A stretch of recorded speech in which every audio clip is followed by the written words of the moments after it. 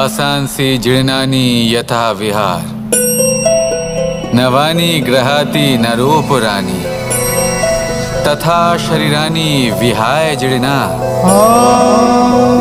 नन्यानि सयाति नवानि दे। আত্মার কখনোই মৃত্যু হয় না। আত্মা শুধু শরীর বদল করে, রূপ বদল করে।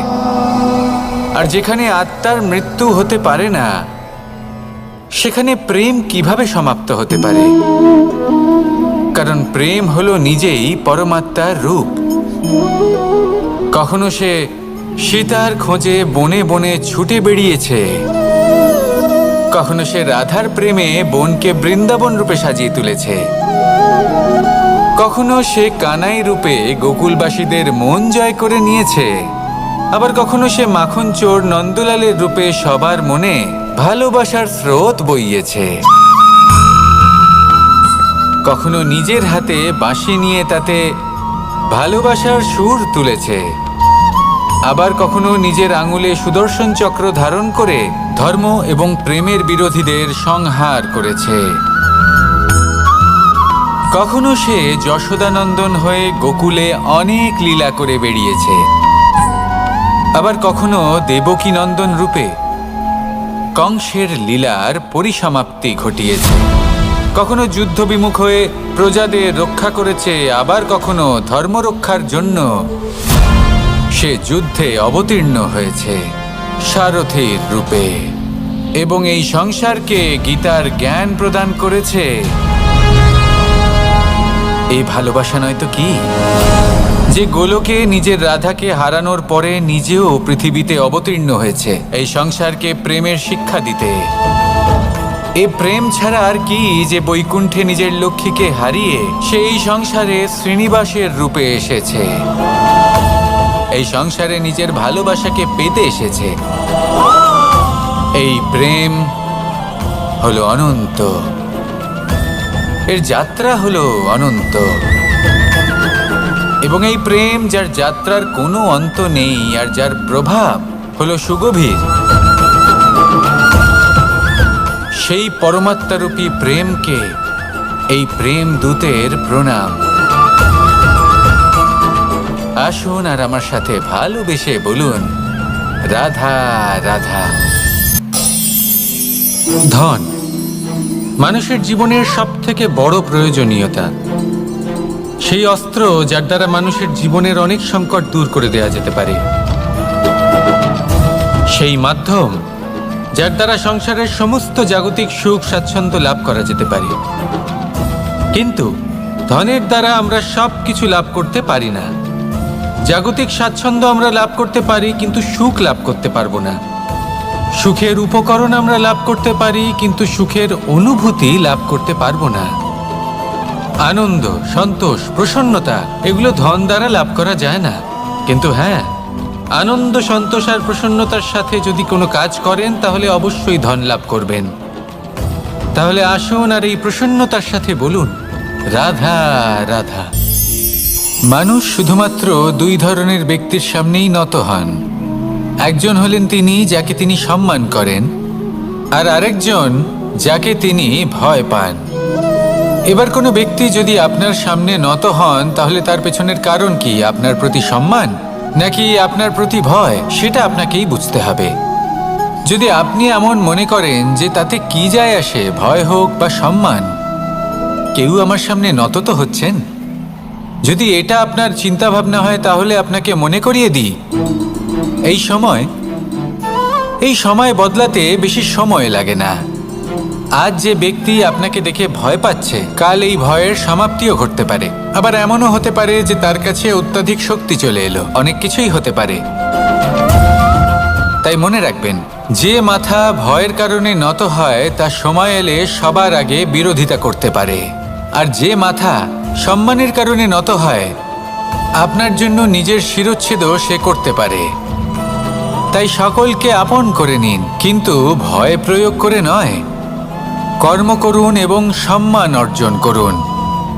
শুধু এটাই করুন আর আমার সাথে ভালোবেসে বলুন, রাধা রাধা। আমাদের জীবনে গুরুজনেরা, জ্ঞানী মানুষজন সবসময় একটা কথা বলেন, ধৈর্য ধরো। শুধুমাত্র দুটো শব্দ, কিন্তু কতটা বিশাল সেটা বোঝার চেষ্টা করুন। ছোট একটা অস্ত্র হাতে নিন এবং একটা বিশাল পর্বতে নিরন্তর প্রহার করতে থাকুন, ধৈর্য ধরে সেই কাজ করতে থাকুন। এমন একদিন আসবে এই বিশাল পর্বতে আপনি একটা পথ তৈরি করবেন। কোনো ধনুর্ধর যখন নিজের বিদ্যা অর্জন করেন তখন তাকেও ধৈর্য ধরতে হয়, তার নিজেকে সময় দিতে হয়, তবেই সে ধনুর্বিদ্যা শিখতে পারে। সেইভাবে আমাদের জীবনেও ধৈর্য ধরার খুব প্রয়োজন। পরিবারে ধৈর্য রাখতে পারলে তাহলে আস্তে আস্তে দেখবেন প্রেম বৃদ্ধি পাচ্ছে। সমাজে যদি ধৈর্য রাখতে পারেন তাহলে আস্তে আস্তে এই সমাজ আপনাকে সম্মান করবে। যদি নিজের জীবনে ধৈর্য রাখতে পারেন তাহলে নিজে থেকেই আত্মবিশ্বাস বাড়বে, নিজের বিকাশ হবে। জীবনে সবই সম্ভব যদি ধৈর্য রাখতে পারেন। হয়তো আস্তে আস্তে হবে, কিন্তু হবে অবশ্যই। শুধু ধৈর্য রাখুন, কারণ ধৈর্যই সব থেকে বড় পুঁজি। আসুন আর আমার সাথে ভালোবেসে বলুন, রাধা রাধা। কোনো এক সময়ের ঘটনা এটা। মা এবং বাবা হাটে গিয়েছিলেন, তখন আমি আর দাদা গিয়েছিলাম গরু চড়াতে। আমরা বাড়ি ফিরে এলাম, আর মা সেই সময় একটা কাজ করতেন। যখনই হাটে যেতেন দরজা তালা বন্ধ করে যেতেন। উনি খুব ভালো করে জানতেন যে যদি ওনার এই মাখন চোর সঠিক সময় পৌঁছে যায় তাহলে এক ফোঁটাও মাখন আর অবশিষ্ট থাকবে না। এবার ঘটনা কিছুটা এরকম হলো যে মা আর বাবা মাঝে মাঝে হাটে যেতেন, তাই মাঝে মাঝেই দরজা তালা বন্ধ করতে হতো। যখন মা আর বাবা ফিরে এলেন তখন বাবা ভুলে গিয়েছিলেন যে এই চাবির গোছা থেকে ঠিক কোন চাবিটা দরজার তালা খোলার জন্য উপযোগী। উনি চেষ্টা করতে শুরু করে দিলেন। একটার পর একটা চাবি দিয়ে উনি চেষ্টা করতে থাকলেন, কিন্তু সেই দরজার তালা তো খুলতেই চাইছিল না। ওনার মাথা থেকে ঘাম পড়তে শুরু করলো। তখন মা বললেন যে তালা ভেঙে দেওয়া যাক। মা চলে গেলেন, আর বাবা বললেন না না দাঁড়াও, আর কিছু চাবি বাকি আছে, এটা হয়তো খুলতে পারবো। মা হাতুড়ি নিয়ে চলে এলেন সেই তালা ভাঙার জন্য, আর তখনই বাবা শেষ চাবিটা প্রয়োগ করলেন আর দরজার তালা খুলে গেল। যদি উনি চেষ্টা না করতেন তাহলে এই তালাটাও ভেঙে যেত আর চাবিটাও নষ্ট হয়ে যেত, ঠিক কিনা?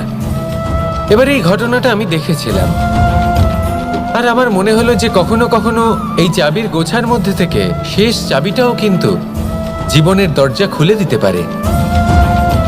সেজন্য আপনি যদি জীবনে সাফল্য লাভ করতে চেষ্টা করেন, নিজের লক্ষ্যে পৌঁছতে চান, তাহলে হার মানবেন না। হয়তো দেখবেন আপনার পরবর্তী প্রচেষ্টা বা এই অন্তিম প্রচেষ্টা আপনাকে সাফল্যের পথে নিয়ে গেল।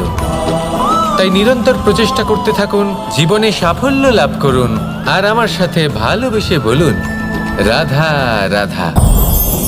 মানুষ নিজের জীবনে সেই সব কিছু লাভ করতে পারে যা সে কামনা করে। শুধু প্রয়োজন হলো ইচ্ছে এবং সিদ্ধান্তের। এবার এই ইচ্ছে আসলে কি?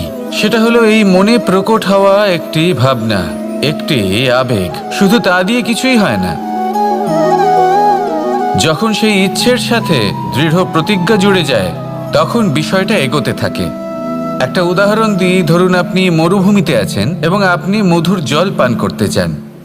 এটা হলো শুধুমাত্র আপনার মনের একটি ইচ্ছে। যখন এই ইচ্ছের সাথে সিদ্ধান্ত জুড়ে যায় তখন আপনি সেই মরুভূমিতে গর্ত খুঁড়তে চেষ্টা করেন। আর যখন এই সিদ্ধান্তের সাথে নিষ্ঠা জড়িত হয় তখন আপনাকে সেই জল লাভ করার থেকে কেউ বাধা দিতে পারে না। ইতিহাস এটার সাক্ষী, যিনি নিশ্চিত করেছেন তিনি সেই সব কিছু লাভ করেছেন যা তিনি লাভ করতে চেয়েছেন। সেই জন্য ইচ্ছে থাকা খুব দরকার, কিন্তু তাকে সিদ্ধান্তের সাথে জুড়ে নিন। সিদ্ধান্তকে নিশ্চিত করে ফেলুন, সব কিছু লাভ করবেন। আর তখন এই মন প্রসন্ন হয়ে বলবে, রাধা রাধা। বনের মধ্যে যদি আপনি কোনো বিষাক্ত সাপ দেখেন তাহলে কি করবেন? আপনি তখনই তার থেকে দূরে পালাতে চেষ্টা করবেন। আর এটা কেন করবেন? নিজের রক্ষার্থে। এই কথা আমি নয় মেনে নিলাম, কিন্তু নিজের জীবনে এটা করেন না কেন? আপনি যেখানেই যান, যে স্থানেই যান না কেন, প্রত্যেক সময় প্রত্যেক মুহূর্তে এমন বিষাক্ত সাপ আপনি অবশ্যই খুঁজে পাবেন। আর সেই সাপ নয় যাদের আপনি বনে খুঁজে পাবেন, এরা হলো সেই সাপ যা আপনাকে পাপ করতে বাধ্য করবে। আপনার অন্তরের বাসনা, ক্রোধ, অহংকার, লোভ, ঈর্ষা এদের বৃদ্ধি ঘটাবে। দেখুন, বনের এই সাপ আপনাকে একবার ছেড়ে দিতেও পারে, ছোবল নাও মারতে পারে, কিন্তু এই যে পাপরূপী সাপ আছে তা অবশ্যই ছোবল মারবে।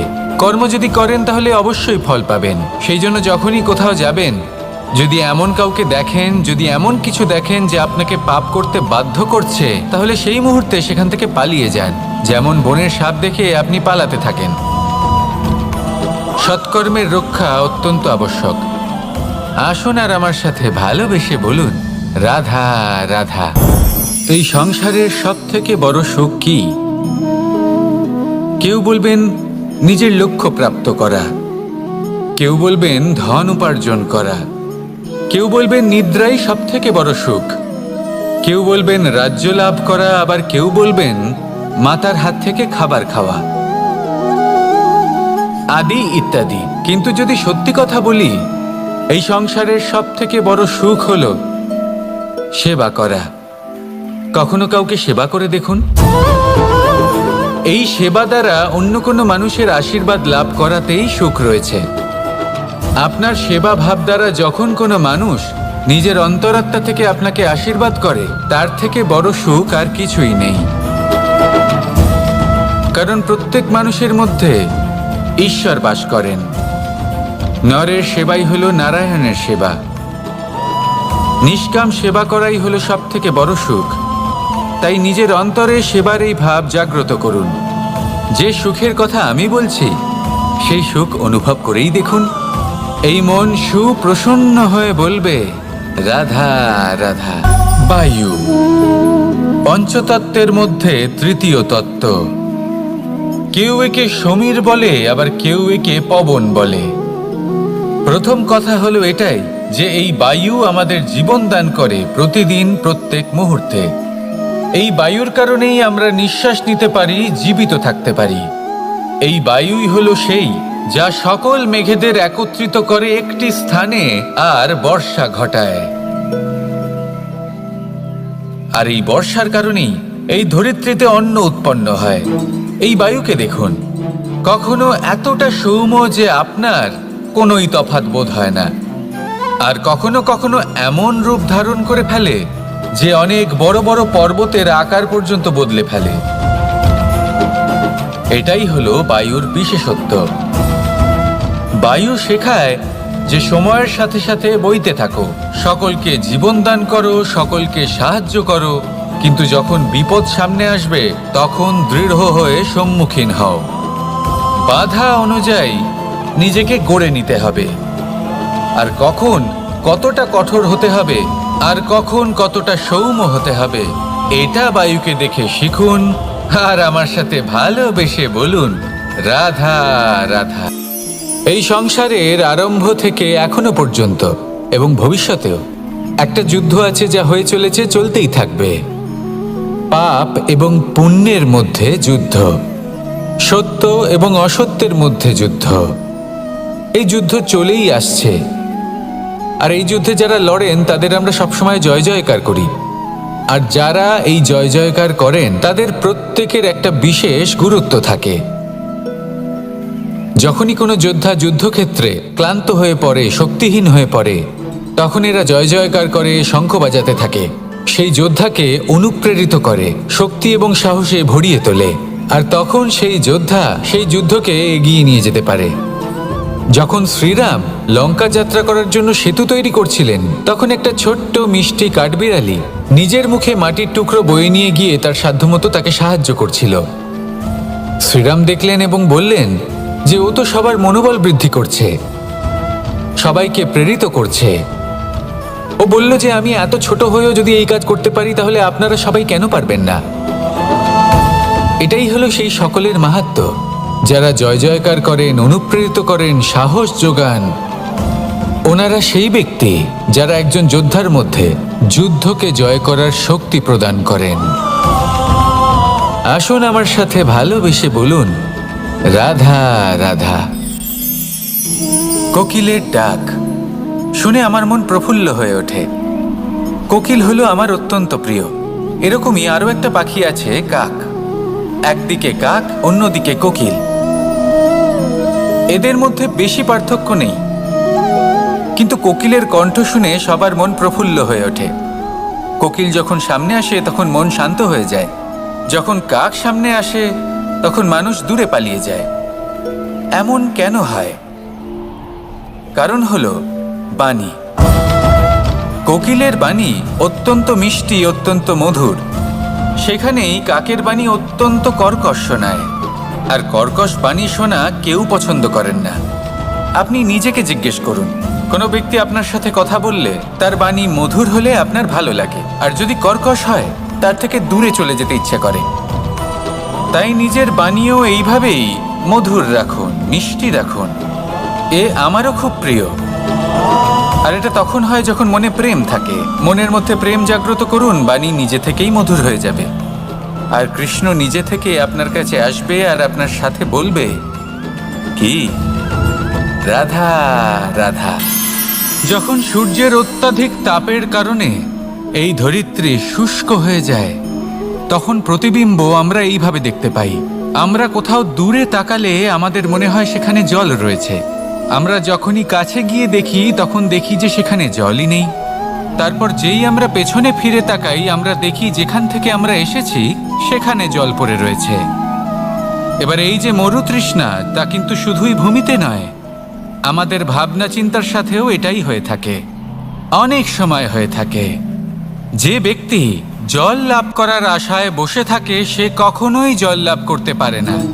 কিন্তু যে ব্যক্তি জল লাভ করার আশায় নিরন্তর পরিশ্রম করতে থাকে, ঘাম ঝরায়, সেই ব্যক্তি কোনো মরুভূমিতেও জল লাভ অবশ্যই করে।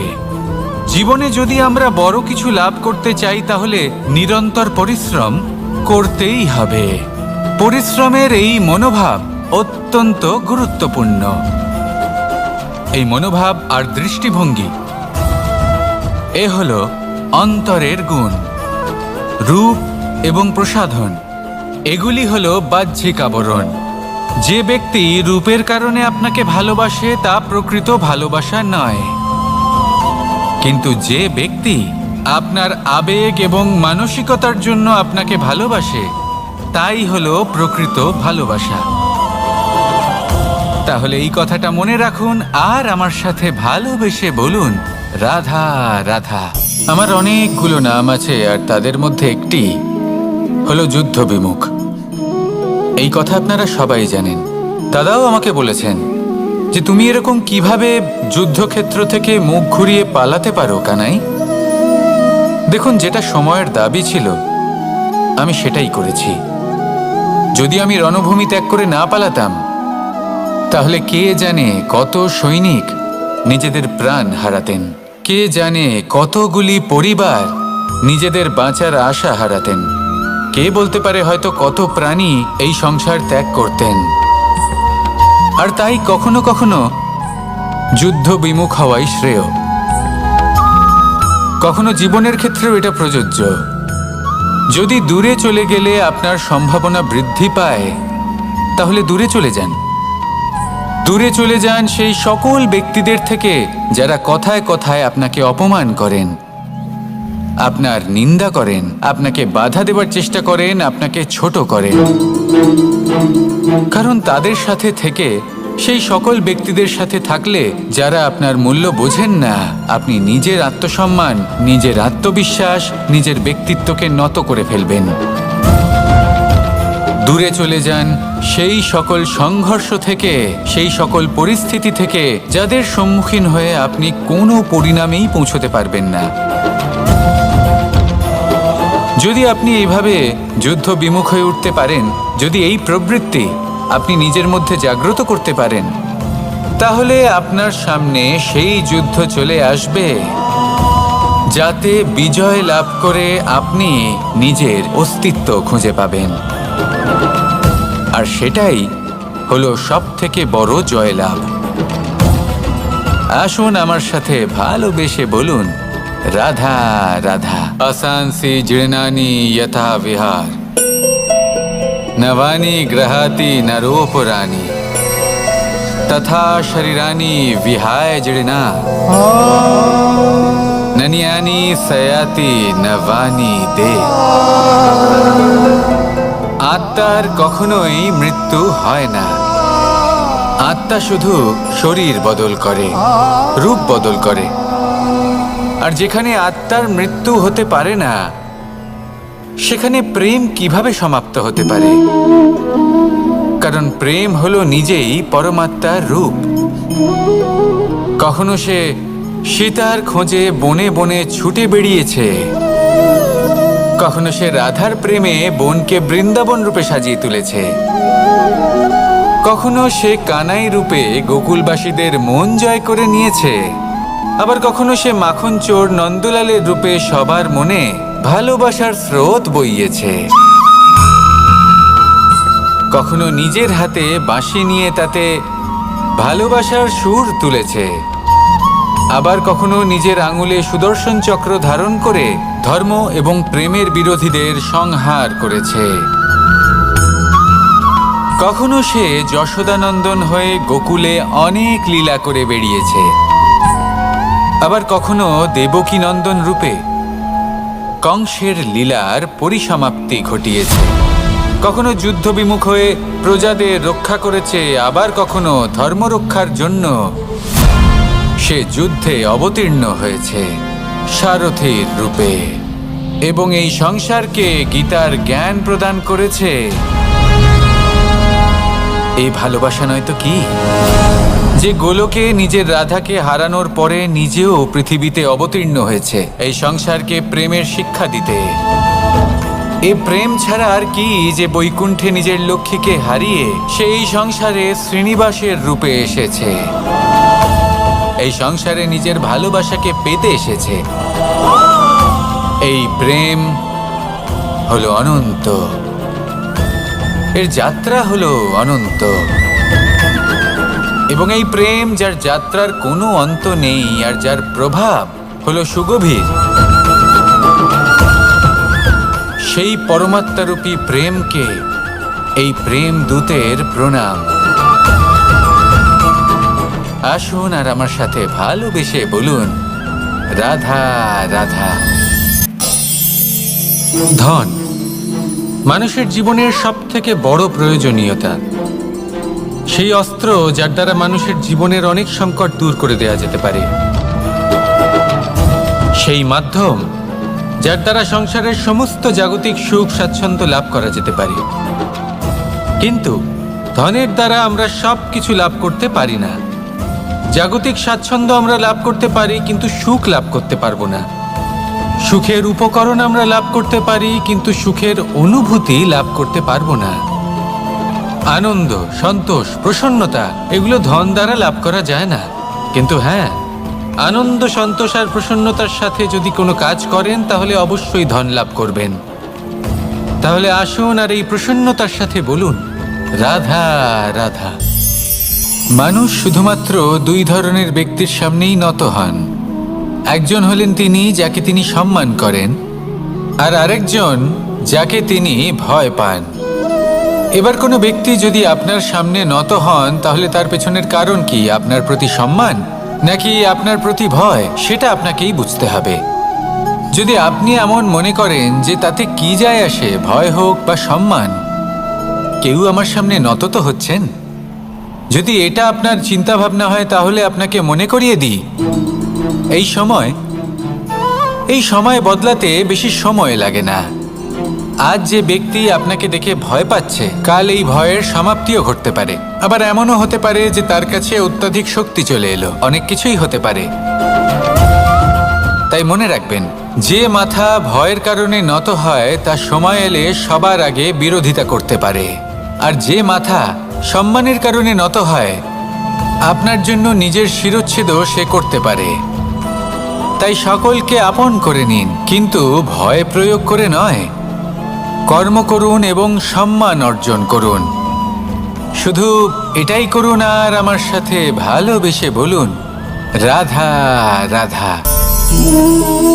আমাদের জীবনে গুরুজনেরা, জ্ঞানী মানুষজন সবসময় একটা কথা বলেন, ধৈর্য ধরো। শুধুমাত্র দুটো শব্দ, কিন্তু কতটা বিশাল সেটা বোঝার চেষ্টা করুন। ছোট একটা অস্ত্র হাতে নিন এবং একটা বিশাল পর্বতে নিরন্তর প্রহার করতে থাকুন, ধৈর্য ধরে সেই কাজ করতে থাকুন।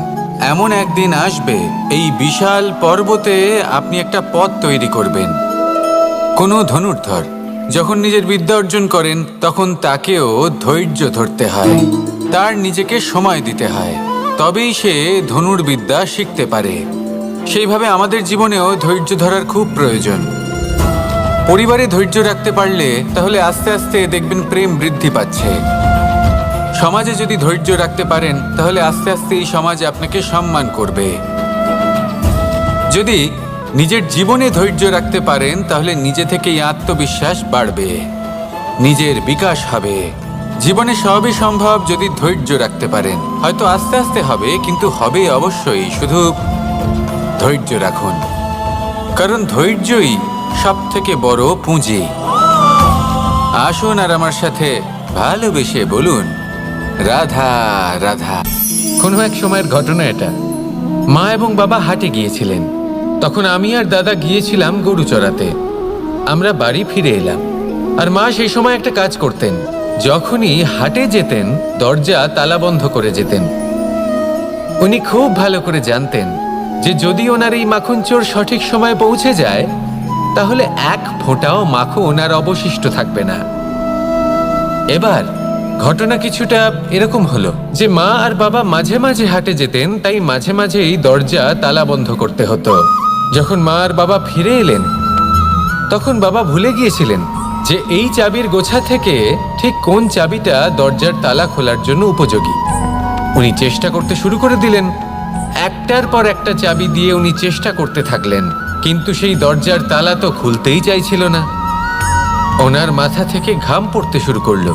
তখন মা বললেন যে তালা ভেঙে দেওয়া যাক। মা চলে গেলেন, আর বাবা বললেন না না দাঁড়াও, আর কিছু চাবি বাকি আছে, এটা হয়তো খুলতে পারবো।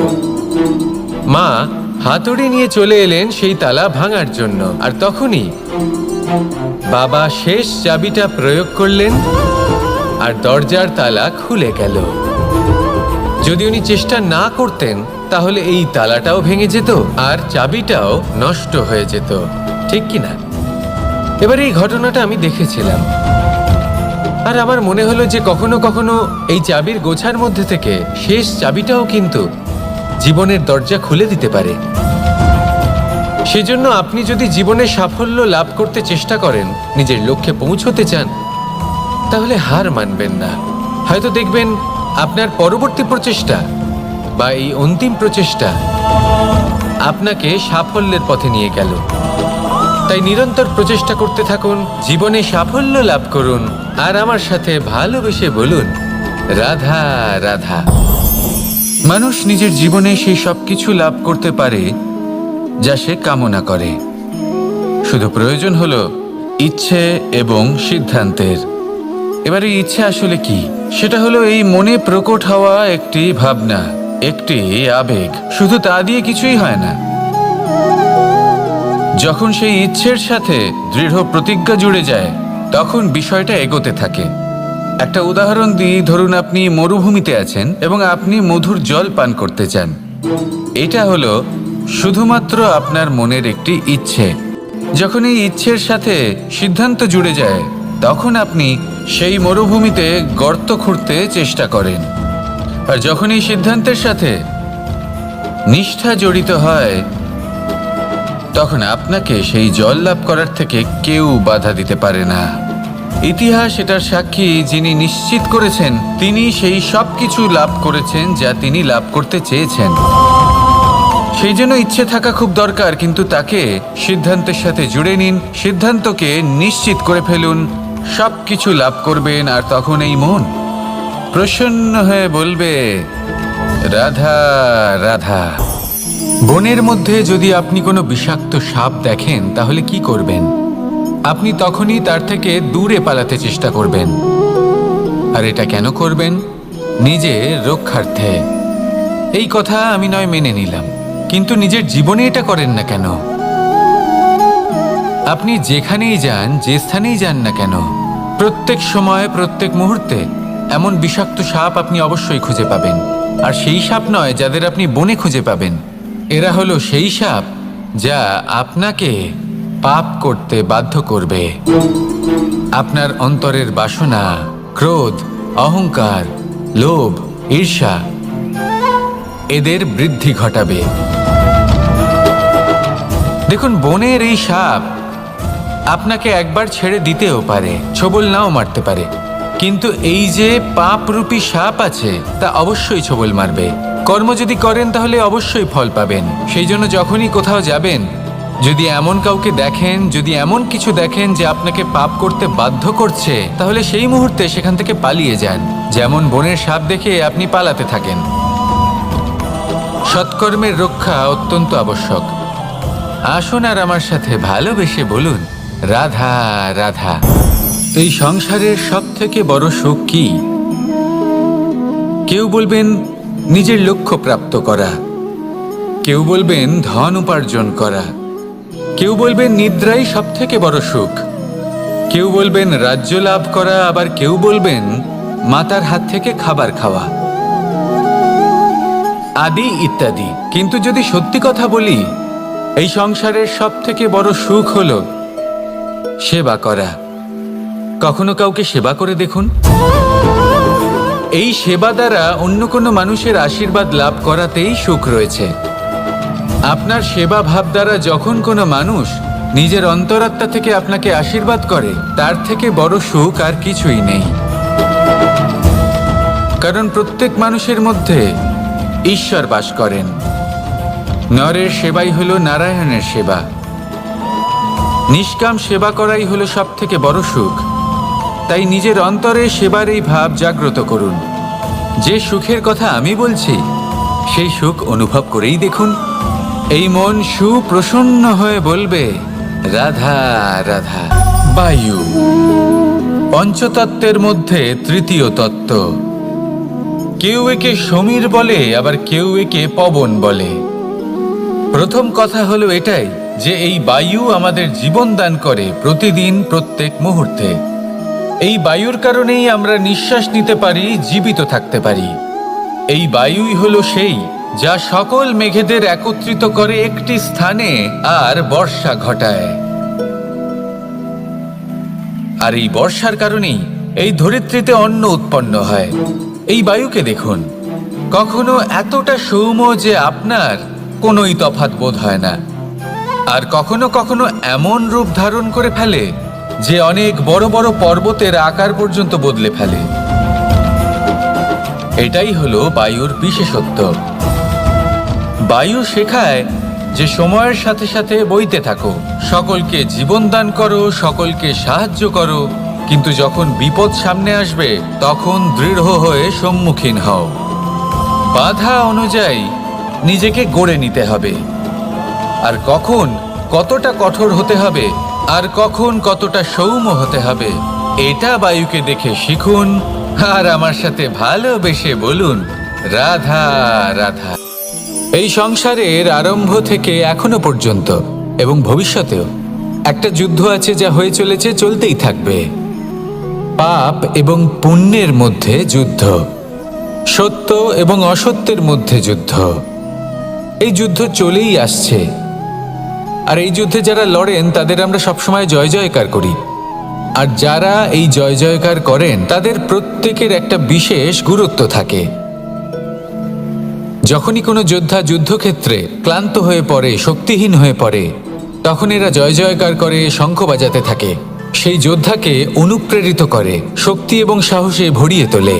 আর তখন সেই যোদ্ধা সেই যুদ্ধকে এগিয়ে নিয়ে যেতে পারে। যখন শ্রীরাম লঙ্কা যাত্রা করার জন্য সেতু তৈরি করছিলেন, তখন একটা ছোট্ট মিষ্টি কাঠবিড়ালি নিজের মুখে মাটির টুকরো বয়ে নিয়ে গিয়ে তার সাধ্যমতো তাকে সাহায্য করছিল। শ্রীরাম দেখলেন এবং বললেন যে ও তো সবার মনোবল বৃদ্ধি করছে, সবাইকে প্রেরিত করছে। ও বলল যে আমি এত ছোট হয়েও যদি এই কাজ করতে পারি, তাহলে আপনারা সবাই কেন পারবেন না? এটাই হলো সেই সকলের মাহাত্ম্য। যারা জয় জয়কার করেন, অনুপ্রেরিত করেন, সাহস যোগান, ওনারা সেই ব্যক্তি যারা একজন যোদ্ধার মধ্যে যুদ্ধকে জয় করার শক্তি প্রদান করেন। আসুন আমার সাথে ভালোবেসে বলুন, রাধা রাধা। কোকিলের ডাক শুনে আমার মন প্রফুল্ল হয়ে ওঠে। কোকিল হলো আমার অত্যন্ত প্রিয়। এরকমই আরো একটা পাখি আছে, কাক। একদিকে কাক, অন্যদিকে কোকিল। এদের মধ্যে বেশি পার্থক্য নেই, কিন্তু কোকিলের কণ্ঠ শুনে সবার মন প্রফুল্ল হয়ে ওঠে। কোকিল যখন সামনে আসে তখন মন শান্ত হয়ে যায়। যখন কাক সামনে আসে তখন মানুষ দূরে পালিয়ে যায়। এমন কেন হয়? কারণ হলো বাণী। কোকিলের বাণী অত্যন্ত মিষ্টি, অত্যন্ত মধুর। সেখানেই কাকের বাণী অত্যন্ত কর্কশ শোনায়। আর কর্কশ বাণী শোনা কেউ পছন্দ করেন না। আপনি নিজেকে জিজ্ঞেস করুন, কোনো ব্যক্তি আপনার সাথে কথা বললে তার বাণী মধুর হলে আপনার ভালো লাগে, আর যদি কর্কশ হয় তার থেকে দূরে চলে যেতে ইচ্ছে করে। তাই নিজের বাণীও এইভাবেই মধুর রাখুন, মিষ্টি রাখুন। এ আমারও খুব প্রিয়। আর এটা তখন হয় যখন মনে প্রেম থাকে। মনের মধ্যে প্রেম জাগ্রত করুন, বাণী নিজে থেকেই মধুর হয়ে যাবে। আর কৃষ্ণ নিজে থেকে আপনার কাছে আসবে আর আপনার সাথে বলবে, কি রাধা রাধা। যখন সূর্যের অত্যাধিক তাপের কারণে এই ধরিত্রী শুষ্ক হয়ে যায়, তখন প্রতিবিম্ব আমরা এইভাবে দেখতে পাই। আমরা কোথাও দূরে তাকালে আমাদের মনে হয় সেখানে জল রয়েছে। আমরা যখনই কাছে গিয়ে দেখি তখন দেখি যে সেখানে জলই নেই। তারপর যেই আমরা পেছনে ফিরে তাকাই, আমরা দেখি যেখান থেকে আমরা এসেছি সেখানে জল পড়ে রয়েছে। এবার এই যে মরুতৃষ্ণা, তা কিন্তু শুধুই ভূমিতে নয়, আমাদের ভাবনা চিন্তার সাথেও এটাই হয়ে থাকে। অনেক সময় হয়ে থাকে। যে ব্যক্তি জল লাভ করার আশায় বসে থাকে সে কখনোই জল লাভ করতে পারে না। কিন্তু যে ব্যক্তি জল লাভ করার আশায় নিরন্তর পরিশ্রম করতে থাকে, ঘাম ঝরায়, সেই ব্যক্তি কোনো মরুভূমিতেও জল লাভ অবশ্যই করে। জীবনে যদি আমরা বড় কিছু লাভ করতে চাই তাহলে নিরন্তর পরিশ্রম করতেই হবে। পরিশ্রমের এই মনোভাব অত্যন্ত গুরুত্বপূর্ণ। এই মনোভাব আর দৃষ্টিভঙ্গি এ হলো অন্তরের গুণ। রূপ এবং প্রসাধন এগুলি হলো বাহ্যিক আবরণ। যে ব্যক্তি রূপের কারণে আপনাকে ভালোবাসে তা প্রকৃত ভালোবাসা নয়। কিন্তু যে ব্যক্তি আপনার আবেগ এবং মানসিকতার জন্য আপনাকে ভালোবাসে তাই হলো প্রকৃত ভালোবাসা। তাহলে এই কথাটা মনে রাখুন আর আমার সাথে ভালোবেসে বলুন, রাধা রাধা। আমার অনেকগুলো নাম আছে আর তাদের মধ্যে একটি হলো যুদ্ধ বিমুখ। এই কথা আপনারা সবাই জানেন। দাদাও আমাকে বলেছেন যে তুমি এরকম কিভাবে যুদ্ধক্ষেত্র থেকে মুখ ঘুরিয়ে পালাতে পারো কানাই। দেখুন, যেটা সময়ের দাবি ছিল আমি সেটাই করেছি। যদি আমি রণভূমি ত্যাগ করে না পালাতাম তাহলে কে জানে কত সৈনিক নিজেদের প্রাণ হারাতেন, কে জানে কতগুলি পরিবার নিজেদের বাঁচার আশা হারাতেন, কে বলতে পারে হয়তো কত প্রাণী এই সংসার ত্যাগ করতেন। আর তাই কখনো কখনো যুদ্ধ বিমুখ হওয়াই শ্রেয়। কখনো জীবনের ক্ষেত্রেও এটা প্রযোজ্য। যদি দূরে চলে গেলে আপনার সম্ভাবনা বৃদ্ধি পায় তাহলে দূরে চলে যান। দূরে চলে যান সেই সকল ব্যক্তিদের থেকে যারা কথায় কথায় আপনাকে অপমান করেন, আপনার নিন্দা করেন, আপনাকে বাধা দেওয়ার চেষ্টা করেন, আপনাকে ছোট করেন। কারণ তাদের সাথে থেকে, সেই সকল ব্যক্তিদের সাথে থাকলে যারা আপনার মূল্য বোঝেন না, আপনি নিজের আত্মসম্মান, নিজের আত্মবিশ্বাস, নিজের ব্যক্তিত্বকে নত করে ফেলবেন। দূরে চলে যান সেই সকল সংঘর্ষ থেকে, সেই সকল পরিস্থিতি থেকে যাদের সম্মুখীন হয়ে আপনি কোনো পরিণামেই পৌঁছতে পারবেন না। যদি আপনি এইভাবে যুদ্ধ বিমুখ হয়ে উঠতে পারেন, যদি এই প্রবৃত্তি আপনি নিজের মধ্যে জাগ্রত করতে পারেন, তাহলে আপনার সামনে সেই যুদ্ধ চলে আসবে যাতে বিজয় লাভ করে আপনি নিজের অস্তিত্ব খুঁজে পাবেন। আর সেটাই হলো সবথেকে বড় জয়লাভ। আসুন আমার সাথে ভালোবেসে বলুন, রাধা রাধা।